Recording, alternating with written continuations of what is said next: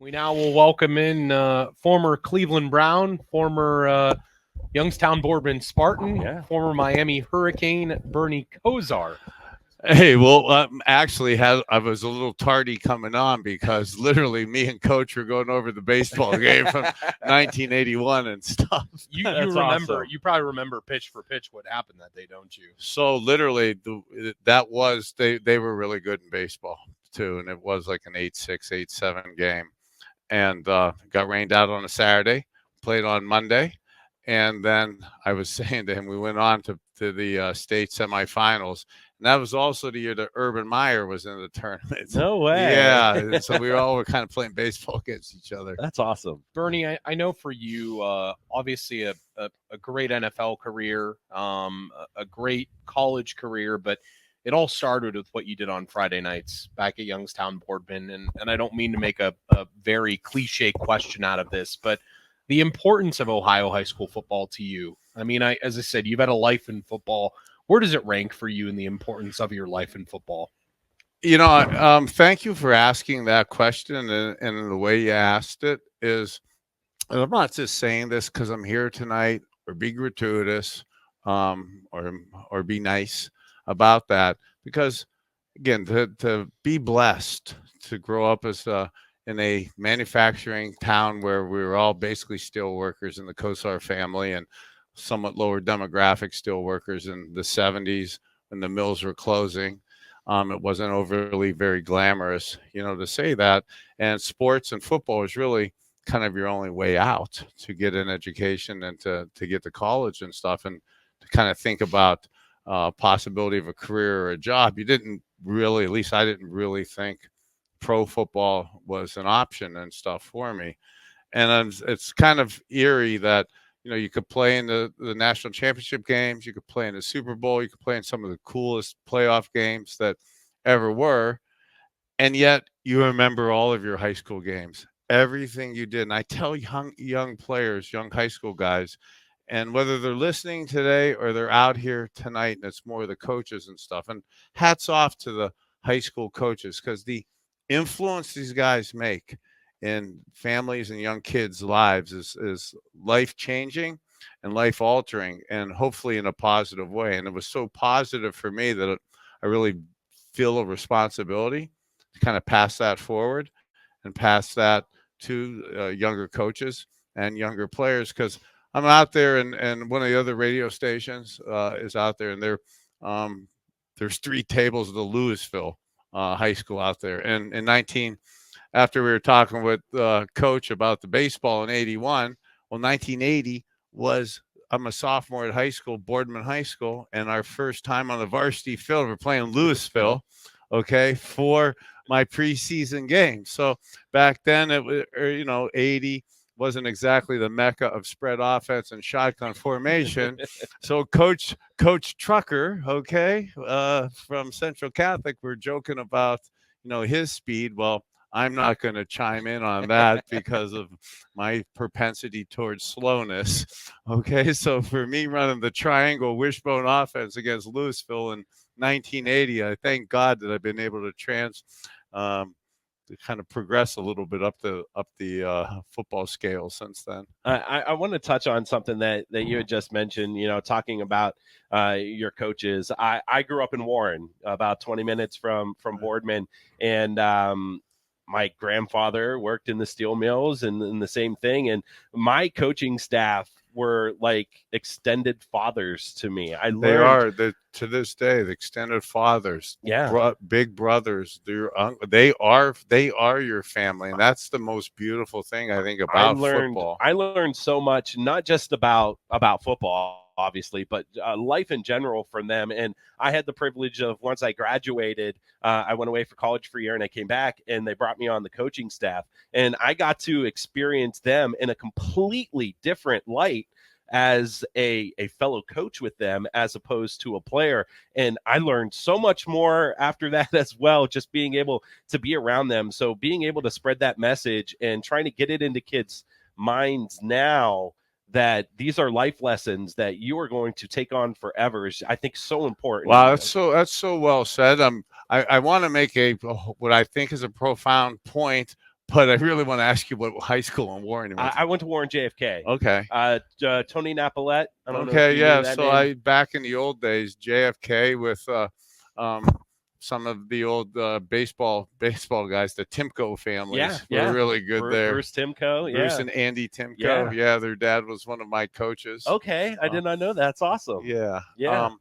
But as you're saying, talking about the influence of the high school coaches on you, and then seeing the other side of it when you became a coach. Yeah. And if that's so blessed for you to have that opportunity, some of the other kids maybe sometimes don't have that opportunity to see both sides of it.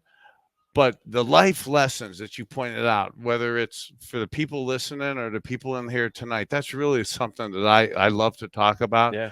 And football, what you learn in the rectangle of the football field isn't just a football lesson. No. It's a life lesson. And the really good players and the really good coaches really could see the life's lessons that are in there. And so many of these coaches out there, for kids and for parents out there that aren't sure about the sport, the life lessons that you learn from that are life changing. And I know you could say with that, and you're coming from me, a guy who was, 7 years ago told he's 5 years left of cognitive brain function, would have had a meltdown if he was going to be coming to do an interview unprepared, wouldn't have been able to say cognitive, the inability to enunciate, articulate, communicate really wasn't there. Some of the other diagnoses I've had over the last 6 months, says people say, well, don't you regret playing football? Not at all.